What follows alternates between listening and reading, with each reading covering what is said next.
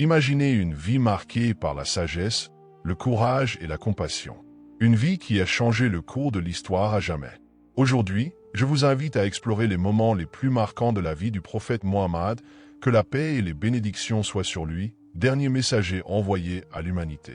Au-delà des événements historiques, vous découvrirez des leçons qui transcendent le temps et nous interpellent directement aujourd'hui. Préparez-vous pour un voyage profond et inoubliable. Commençons. L'histoire nous emmène en l'an 570 du calendrier grégorien, lorsque, dans la ville de la Mecque, dans l'actuelle Arabie Saoudite, naquit Mohammed, que la paix et la bénédiction soient sur lui. Il est généralement admis qu'il est né un lundi, 12e jour du mois de Rabi al-Awwal, dans l'année dite de l'éléphant. Selon les récits, sa naissance fut accompagnée d'une lumière radieuse qui illumina les palais de Syrie. On raconte également que le feu des fidèles zoroastriens s'éteignit et que sa mère, Amina, ressentit une lumière éclatante. Son père, Abdullah, était décédé quelques mois avant sa naissance. À cette époque, la coutume voulait que les enfants des nobles familles de crèche soient envoyés dans le désert, où ils étaient nourris par des femmes bédouines et passaient leurs premières années. On pensait que l'air pur du désert était bénéfique à leur développement et favorisait leur indépendance. Mohammed fut confié à Halima, qui prit soin de lui pendant 4 ou 5 ans.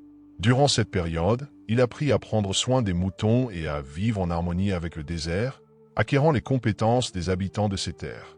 À l'âge de 4 ou 5 ans, un événement extraordinaire, connu sous le nom d'ouverture de la poitrine, eut lieu à cet endroit.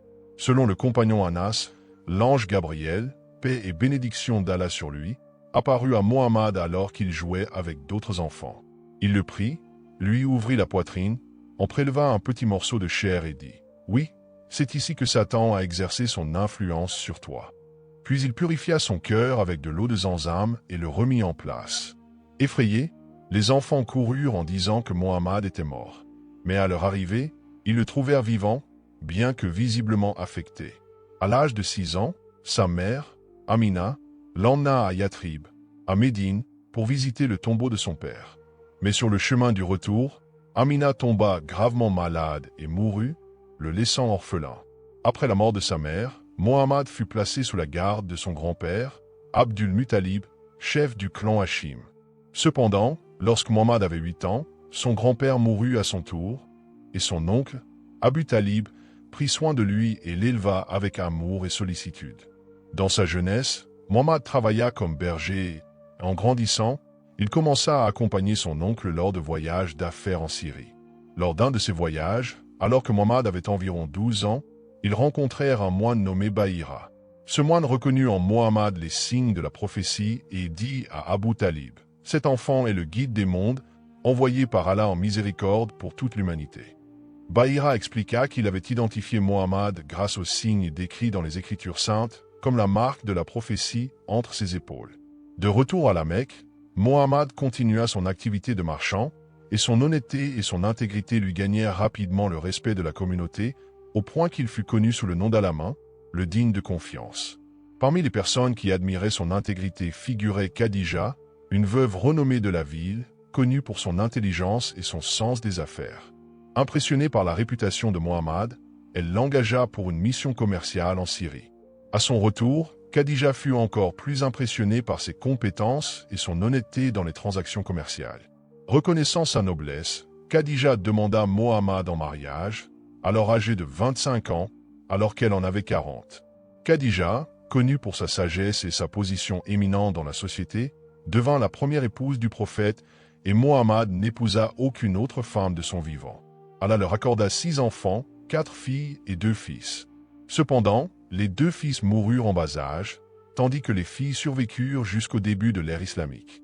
De tous ces enfants, Fatima fut la seule à survivre à Mohammed, bien qu'elle mourût quelques mois après son père.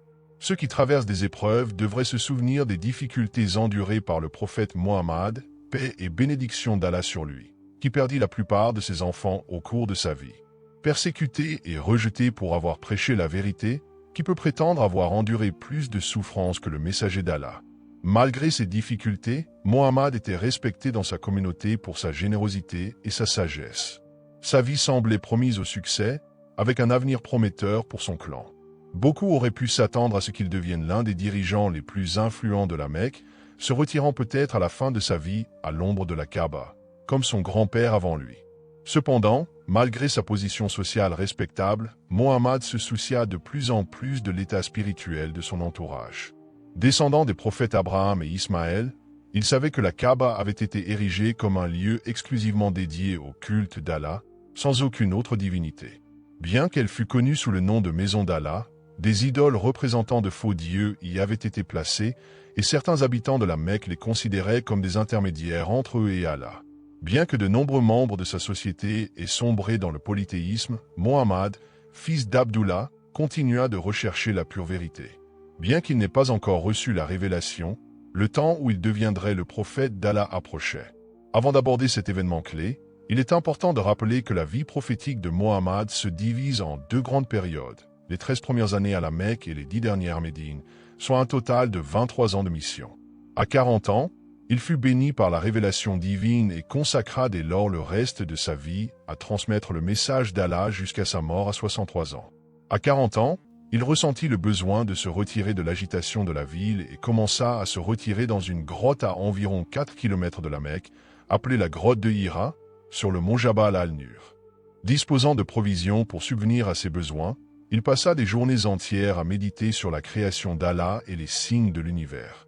S'il se retirait, il le préparait sans le savoir, pour recevoir une révélation monumentale et assumer l'immense tâche de guider son peuple, par conséquent, l'humanité tout entière. Ce message venait directement du Créateur, marquant le début de sa mission de prophète. La première révélation de Mohammed, paix et bénédiction sur lui, eut lieu lors d'une nuit particulière du mois de Ramadan, appelée la nuit du destin, Layla al-Qadr. Alors qu'il était seul dans la grotte de Hira, l'ange Gabriel lui apparut à l'improviste. Mohammed, paix et bénédiction sur lui, fut saisi de crainte en entendant les paroles de l'ange. « Récite !» Mohammed répondit, « Je ne sais pas réciter. » Gabriel répéta l'ordre 2 fois de plus, mais la réponse fut la même. Finalement, l'ange le soulagea légèrement et lui révéla les premiers mots du Coran. « Récite au nom de ton Seigneur, qui a créé l'homme d'une goutte de sang. Récite. Et ton Seigneur est le plus généreux, qui a enseigné l'homme par l'épée, lui a enseigné ce qu'il ignorait. » Cet événement a marqué le début de la révélation finale d'Allah à l'humanité, un message qui perdurera jusqu'au jour du jugement. La rencontre entre Mohammed, un arabe venu il y a plus de 14 siècles, et l'ange Gabriel, venu du monde invisible, eut un impact monumental qui transforma la vie des nations et toucha des millions de personnes. Cette révélation conduisit à l'essor de grandes civilisations, à la construction de villes et à la transformation de l'histoire humaine. La première révélation visait à corriger les erreurs de ceux qui avaient déformé la parole d'Allah et s'étaient éloignés de son message. La première rencontre entre le prophète Mohammed, paix et bénédiction d'Allah sur lui, et l'ange Gabriel provoqua en lui une grande crainte, ce qui est tout à fait compréhensible. Alors qu'il descendait de la montagne, il entendit une voix forte dire « Mohammed, tu es le messager d'Allah, et je suis Gabriel. » Lorsqu'il leva les yeux, Mohammed vit l'ange occuper tout l'horizon. Terrifié, il courut chez lui et demanda à sa femme Khadija « Couvre-moi, couvre-moi. » Khadija l'enveloppa dans une couverture. Lorsqu'il se calma, il lui raconta ce qui s'était passé. Bien que Mohammed craignât pour sa vie, Khadija le rassura en lui disant « Allah ne te déshonorera jamais. Tu entretiens de bonnes relations avec ta famille, tu aides les nécessiteux, tu es hospitalier et tu soulages les opprimés. » Khadija, reconnaissant la véracité des paroles de son mari, fut la première à croire en lui comme prophète. Pour confirmer ce qui s'était passé, elle alla voir son oncle Waraka, un érudit versé dans la Torah et l'Évangile. Après avoir entendu l'histoire de Mohammed, Waraka confirma que l'ange Gabriel, celui-là même qui avait été envoyé au prophète précédent, avait révélé un message divin à Mohammed, reconnaissant ainsi en lui le prophète attendu décrit dans les Écritures. L'ange Gabriel avait également été envoyé à Moïse, expliqua le sage Waraka. À partir de ce moment, Mohammed continua de recevoir des révélations jusqu'à la fin de sa vie. 16 révélations furent mémorisées par ses compagnons et écrites sur des peaux de mouton et d'autres matériaux au début de sa mission. Le prophète commença par prêcher à sa famille proche et à ses amis de confiance. Khadija fut la première femme à embrasser l'islam. Le jeune Ali, son cousin, fut le premier enfant à accepter le message, et Zayd, son esclave, fut le premier parmi ses serviteurs. Son ami proche, Abu Bakr, fut le premier homme libre à embrasser l'islam. Des années plus tard, le prophète, paix et bénédiction d'Allah sur lui, dit « De tous ceux que j'ai appelés à l'islam, tous furent les premiers à douter, sauf Abu Bakr. » Plus tard, le prophète Mohammed, paix et bénédiction sur lui, reçut l'ordre de transmettre publiquement le message et de s'opposer ouvertement à l'idolâtrie. Au début, les chefs de crèche rejetèrent ce petit groupe de croyants, considérant Mohammed comme égaré. Cependant, avec le temps, ils comprirent que ce qu'il enseignait constituait une menace directe pour leurs croyances et pour la prospérité économique de la Mecque. Au début, ils se contentèrent de se moquer ouvertement de lui. Son oncle, Abu Talib, inquiet pour la sécurité de son neveu et de sa famille, lui suggéra d'arrêter de prêcher pour éviter les conflits. Mais le messager d'Allah répondit fermement « Je jure par Allah, même s'il devait placer le soleil dans ma main droite et la lune dans ma main gauche pour que j'abandonne cette mission, je ne le ferai pas tant qu'Allah ne triomphera pas ou que je ne perdrai pas la vie en essayant. » Abu Talib, avec un profond soupir, dit « Fils de mon frère, je ne t'abandonnerai jamais. » À mesure que le message du prophète se répandait, la tension montait à la Mecque. Les chefs de crèche se sentaient menacés, non seulement parce que leur autorité religieuse était en jeu, mais aussi parce que cela provoquait des divisions au sein même de leur famille. Parmi les principaux opposants à l'islam de l'époque figuraient Abu Jahl, ainsi qu'Abu Lahab et son beau-frère Abu Sufyan. Un jour, Hamza, un autre oncle du prophète, entendant des insultes contre son neveu, fut pris de colère.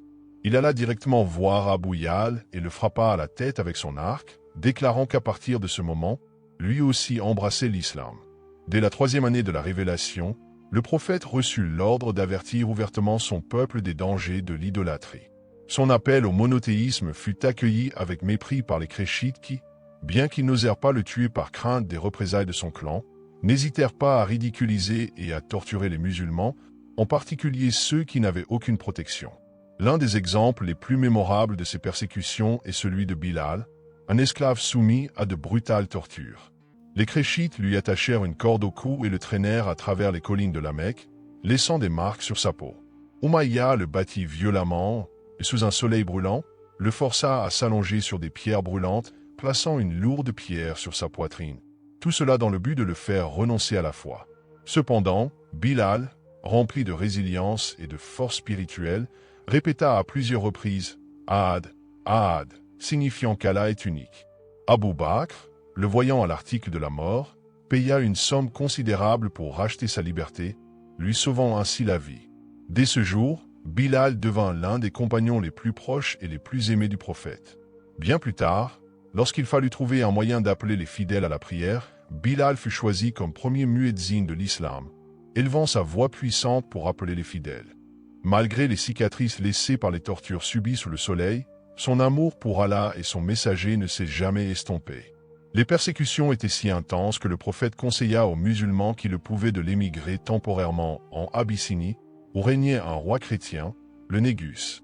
Environ 80 croyants y trouvèrent refuge en l'an 614.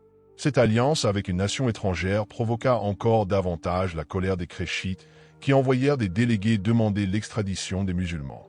Lors d'un important débat à la cour du Négus, les musulmans expliquèrent leur foi, expliquant qu'ils adoraient le même Dieu que les chrétiens. En entendant les versets du Coran mentionnant la Vierge Marie, le Négus fut ému aux larmes, reconnaissant que les paroles de Mohammed provenaient de la même source divine que les enseignements de Jésus, et il affirma, en vérité, qu'elles provenaient de la même lumière que Jésus avait apportée. Malgré l'oppression et l'exil qu'ils subirent si longtemps, le nombre de croyants en l'islam ne cessa de croître, ce qui alarma profondément les chefs des Créchites. Gardiens des idoles de la Kaaba, ils voyaient leur emprise et leur autorité menacées. Désespérés, ils envoyèrent des émissaires pour avertir les autres tribus de la présence du prétendu imbécile qui prêchait parmi eux. Non contents de cela, ils tentèrent de faire accepter un compromis au prophète. Ils lui offrirent pouvoir et domination s'il cessait de condamner l'idolâtrie et acceptait leur divinité comme intercesseur auprès d'Allah. Cependant, le prophète rejeta catégoriquement cette proposition. Outre le soutien de Hamza, un autre allié important rejoignit les rangs des musulmans, Omar. Dans sa jeunesse, Omar était farouchement opposé à l'islam et furieux de l'influence croissante de cette nouvelle foi, si différente de celle qu'il connaissait depuis son enfance.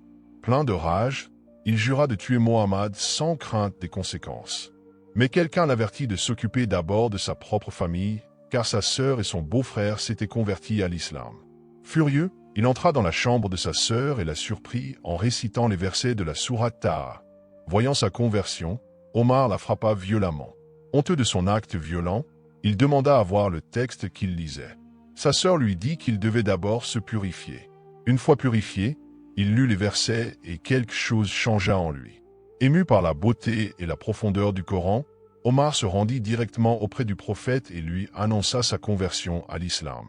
L'hostilité des Créchites atteignit son paroxysme lorsqu'ils réussirent à imposer un embargo économique au clan de Mohammed. Personne n'était autorisé à commercer avec eux sans livrer le prophète. Pendant 3 longues années, le prophète et ses compagnons furent confinés dans une forteresse d'une vallée de la Mecque, subissant de grandes privations. Cependant, avec le temps, certains membres de Quraysh, touchés par la compassion et la fatigue, décidèrent de mettre fin au blocus. Lorsqu'ils retirèrent le document d'embargo placé dans la Kaaba, ils découvrirent que la quasi-totalité du parchemin avait été rongée par les fourmis, à l'exception des mots « Bismika Allahumma » au nom d'Allah. Voyant cela, les chefs des Créchites décidèrent de lever le blocus, permettant au prophète de circuler librement dans la ville. Je vous invite à faire une pause, car nous n'avons pas encore exploré en détail les aspects physiques et moraux du prophète Mohammed, paix et bénédiction d'Allah sur lui. Il était décrit comme un homme de taille moyenne, aux cheveux et à la barbe d'un noir intense. Simon a toujours transmis sagesse, bonté et miséricorde. Dans son traitement des femmes, il était incomparable, leur accordant respect et dignité dans une société où cela était inimaginable. Il fut un pionnier de l'émancipation des esclaves, les traitant avec une grande dignité. Son approche était unique. Il semblait glisser d'un air déterminé, comme s'il descendait une pente. Son visage brillait d'une lumière comparable à celle de la pleine lune et sa voix était mélodieuse. Il parlait calmement, sans élever la voix, sans insulter ni crier. Il était serein et d'humeur constamment joyeuse. Il fixait souvent le sol avec humilité et recueillement, écoutant attentivement sans interruption. Il était l'incarnation de la sagesse. Lorsqu'il parlait, il adoptait une posture si solennelle qu'on disait que les oiseaux pouvaient se percher sur sa tête. Le prophète, par sa noblesse de caractère, est un exemple parfait pour l'humanité à tous égards. 6 mois après la levée du blocus économique, le prophète, paix et bénédiction d'Allah sur lui, a vécu une année particulièrement douloureuse, dite « année de tristesse ». Durant cette période, son oncle bien-aimé, Abu Talib, qui l'avait protégé sans relâche, est décédé. Bien qu'Abu Talib l'ait défendu jusqu'au bout, il n'a pas embrassé l'islam, malgré le profond désir du prophète de le voir se convertir. Cependant, Allah a précisé qu'il guide qui il veut et qu'il n'appartient pas aux humains de décider qui est guidé. Ceci est un rappel pour ceux qui ont embrassé l'islam. Même si nous souhaitons que nos proches suivent le chemin de la vérité, seul Allah nous guide. Cette même année, le prophète subit une autre grande perte, la mort de sa fidèle épouse Khadija, qui avait cru en lui quand tous le rejetaient et l'avait soutenu dans les moments les plus difficiles. Avec elle, il eut tous ses enfants, sauf Ibrahim. La perte de ces 2 êtres chers plongea le prophète dans un profond chagrin. Après la mort de son oncle, les Créchites intensifièrent leurs attaques contre lui. Le cœur lourd, le prophète décida de se rendre dans la petite ville de Taïf, espérant que ses habitants accepteraient son message et lui offriraient un refuge sûr. Cependant, la réponse fut extrêmement hostile. Les habitants de Taïf non seulement le rejetèrent, mais le lapidèrent jusqu'à ce que ses pieds soient ensanglantés. Même son serviteur fut blessé. Le prophète chercha refuge dans un jardin, s'assit sous un arbre et invoqua Allah. À ce moment, l'ange Gabriel apparut et proposa, avec l'aide de l'ange des montagnes, de détruire les habitants de Taïf pour leur cruauté. Cependant, le prophète, faisant preuve d'une infinie miséricorde, répondit « Je demande à Allah, le Tout-Puissant, que parmi leurs descendants naissent des gens qui l'adoreront sans rien lui associer. » Telle était la compassion du messager d'Allah, même au cœur de ses propres souffrances. Malgré les difficultés, le prophète ne perdit jamais espoir ni sa foi en Allah. À la 11e année de sa mission prophétique, il épousa Aïcha. Peu après, il vécut l'Isra et le Mirage, où il monta au ciel et rencontra plusieurs prophètes, tels que Jean, Jésus, Joseph, Idriss, Aaron, Moïse et Abraham. Que la paix et la bénédiction soient sur eux tous.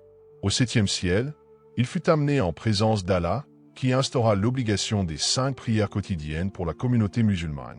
Après cela, une tentative d'assassinat du prophète fut planifiée, mais une délégation de la ville de Yathrib, aujourd'hui Médine, située à environ 400 km de la Mecque, lui offrit refuge ainsi qu'à sa communauté. Après 13 ans de prédication à la Mecque, la migration vers Médine marqua le début du calendrier islamique. Malgré les persécutions, le nombre de croyants ne cessa de croître, y compris les Ansars, ces habitants de Médine qui apportèrent leur soutien inconditionnel aux musulmans. Le voyage vers Médine n'était pas sans danger. À cette époque, les pèlerins ne disposaient ni de moyens de transport modernes ni des commodités que nous connaissons aujourd'hui. Les voyages étaient tardifs, avec des moyens rudimentaires, et de plus, les Khréchites envoyaient des hommes capturer le prophète. Durant le voyage, le prophète, paix et bénédiction d'Allah sur lui, et son fidèle compagnon Abou Bakr se cachèrent dans une grotte pendant 3 nuits. C'est à ce moment-là que le prophète, paix et bénédiction d'Allah sur lui, dit à Abou Bakr, « Que penses-tu de 2 personnes si Allah est le 3e avec elles ?» Et Allah révéla le verset, « Ne sois pas triste, car Allah est avec nous. » Après plusieurs jours de voyage sur des routes inconnues, le prophète, paix et bénédiction d'Allah sur lui, et ses compagnons atteignirent un lieu près de Yathrib appelé Kba. Il décida d'y rester quelques jours, et durant cette période, il fonda la première mosquée de l'histoire de l'islam. Peu après, il se rendit à Médine, où commença la construction de la mosquée du prophète. Ce lieu était non seulement un lieu de prière, mais aussi un centre d'enseignement où les musulmans étudiaient leur religion. Le bâtiment était modeste, construit avec des troncs de palmiers et recouvert de branchages. Après 13 ans de persécution et de privation à la Mecque, la mission du prophète entra dans une nouvelle phase. Au cours de la 2e année suivant le djihad, Allah lui ordonna de changer la direction de la prière, la Qibla, jusqu'alors orientée vers Jérusalem, pour la rediriger vers la Kaaba à la Mecque. Pendant longtemps, les musulmans avaient fait preuve de paix et de patience face aux agressions. Cependant, à partir de ce moment, ils commencèrent à former des alliances avec diverses tribus et à exercer une pression sur les Khréchites. Cette situation culmina avec la première grande confrontation de l'islam, la bataille de Badr. Bien que les musulmans fussent beaucoup moins nombreux que les Khréchites, ils remportèrent une victoire décisive grâce au soutien d'Allah. Un an plus tard, une armée de 3000 hommes quitta la Mecque avec l'intention de venger la défaite de Badr et de détruire Médine. Bien que les musulmans aient d'abord pris l'avantage, la désobéissance d'un groupe d'archers qui abandonnèrent leur position permit aux Khréchites de contre-attaquer, ce qui entraîna une défaite pour les musulmans. Au cours de cette bataille, le prophète fut blessé et plusieurs de ses compagnons perdirent la vie. L'un des moments les plus douloureux fut la mutilation du corps de Hamza, l'oncle du prophète, par Hind, l'épouse d'Abou Sufyan. Cette défaite entacha la réputation des musulmans auprès de certaines tribus arabes et des juifs de Médine, qui leur avaient auparavant témoigné de la sympathie. Malgré ces revers, le prophète poursuivit sa mission, prenant des mesures contre ceux qui trahissaient les accords. C'est à cette époque qu'il rencontra sa fille, qu'il épousa plus tard. Abou Sufyan, l'un des chefs les plus influents des Khréchites, comprit qu'il ne pouvait prolonger indéfiniment le combat. Il savait qu'il allait soit vaincre définitivement les musulmans, soit perdre la guerre.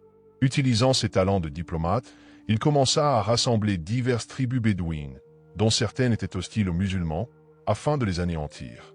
La 5e année de l'Hégire, Abou Sufyan forma une armée de 10 000 hommes et marcha sur Médine, créant ainsi la plus grande armée jamais vue dans la région du Hedjaz.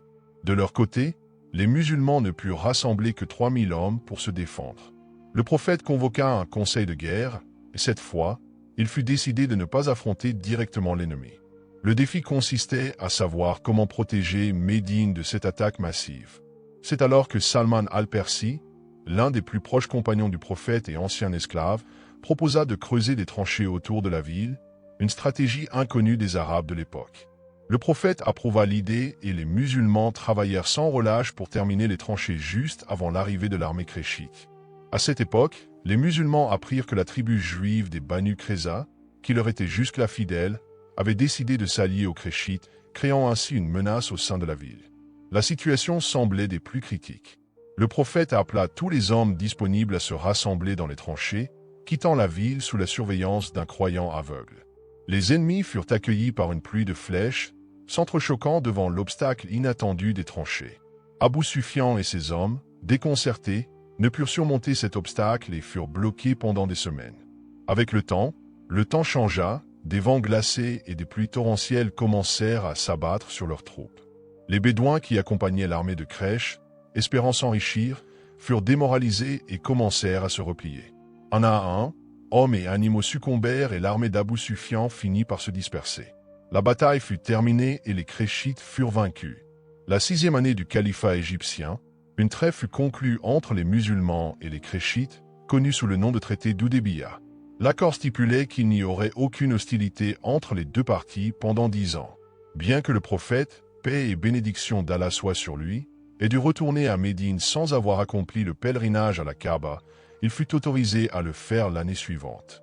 À partir de ce moment, l'islam se répandit plus rapidement et des lettres furent envoyées à divers dirigeants de différentes nations, les invitant à accepter le message de l'islam.